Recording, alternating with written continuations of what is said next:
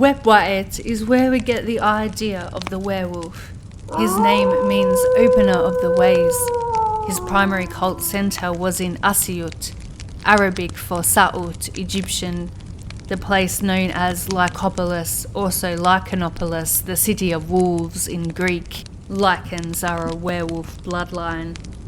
WEPWAUET or WEPWAUET, sharp arrow more powerful than the gods, is a wolf deity that has a very severe energy associated with the hellhounds and hunting.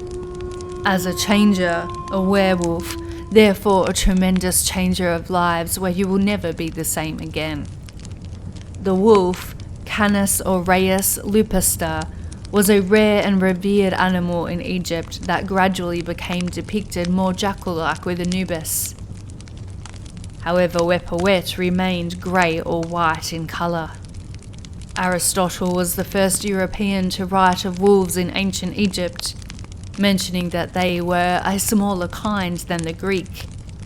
It is the howl of the werewolf WEPWAUET that heralds the approach of a road opener of the astral, often beginning with Queen Hecate, mistress of the graves, who can also have serpents in her hair as the dark mother of deep wisdom. WEPWAUET is associated with white animals and red eyes, pets and familiars.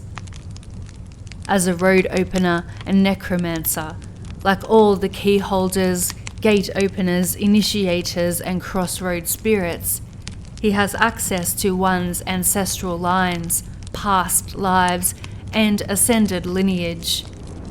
As a path worker and guide, WEPWAUET doesn't actively give anything, but he will uncover your hidden paths, tending to only support major advancements or drastic amendments towards order and specified direction.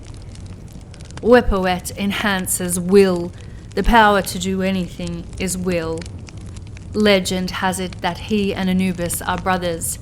However, WEPWAUET prefers specifics and therefore not to be vaguely associated to Anpu, Anubis, or any other entity.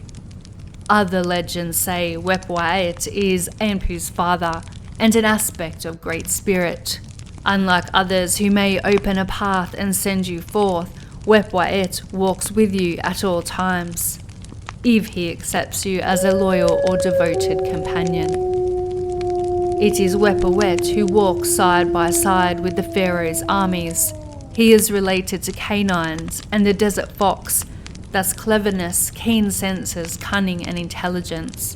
WEPWAUET symbolizes the success of hunting, scouting, and the triumph of victory. He was invoked before military expeditions to ensure safe passage through hostile territories. Spirits that hold a staff symbolize dominion over the dead. WEPWAUET is also the closer of doors and can have a subtle energy behind closed doors, thus also making subtle changes as man's best friend. His worship continued into the Greco-Roman period, having lasting impact in the cultural integration and syncretism of the pantheon of gods, merging and sharing attributes. Lupa, lupus, lupine, lukos, laika, all words meaning wolves.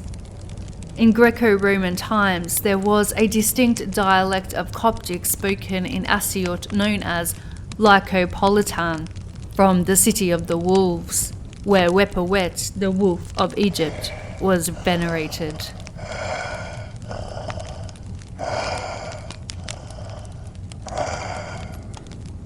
Dogs were closely associated with Hecate in the classical world, as the great Anubis, Anpu, is also the lord of the underworld in Egyptian. The interpretation of underworld was Greek, whereas the duat in the original Egyptian context is celestial. Hecate's approach is heralded by the howling of a dog or wolf, which are both forms of Anubis and his brother WEPWAUET. In Egyptian mythology, WEPWAUET was originally a deity of funerary rites, war, and royal association, whose cult center in Upper Egypt named Lycopolis in the Greco-Roman period. His name means opener of the ways, and he is often depicted as a wolf standing at the prow of a solar boat, representing the completing journey of one's soul. WEPWAUET was a scout going out to clear the routes for the pharaoh's army to proceed forward. One inscription from the Sinai states that WEPWAUET opens the way to the king's victory. WEPWAUET is a wolf deity, with his cult center being at the Lycopolis, meaning the city of wolves in Greek. He is one of the earliest Egyptian gods, Neteru, on record. WEPWAUET was seen in association with royalty and the pharaoh, Hera. "My face is that of WEPWAUET," says the pyramid text, symbolizing and protecting their rise to power, accompanying them on hunts in which capacity he was titled "one with sharp arrows, more powerful than the gods alone," or in the pharaoh's ascent to the Duat, the astral celestial journey of one's soul. The connection to war and death to WEPWAUET made him a leader as one who opened the ways to and through Duat for the spirit.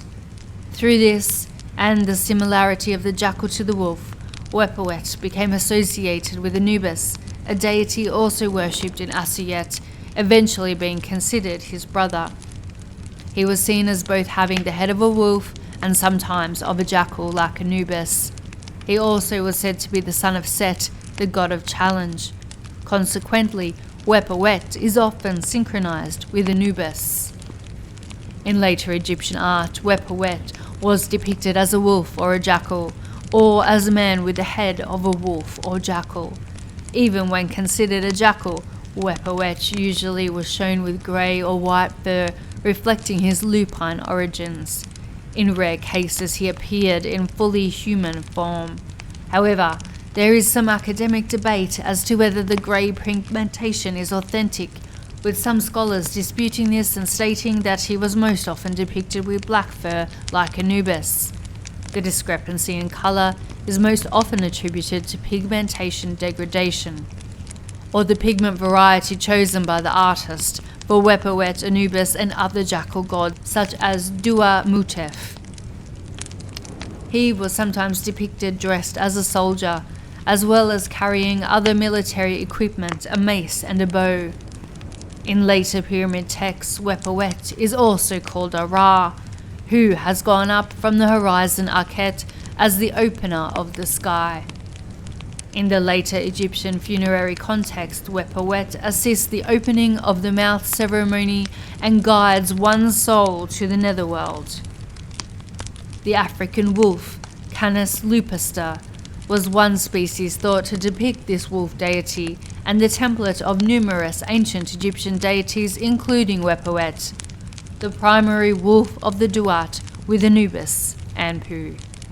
Native to Egypt, the Egyptian jackal was listed as a subspecies of the golden jackal, but molecular data has established that it is a unique species in its own right, also native to Egypt.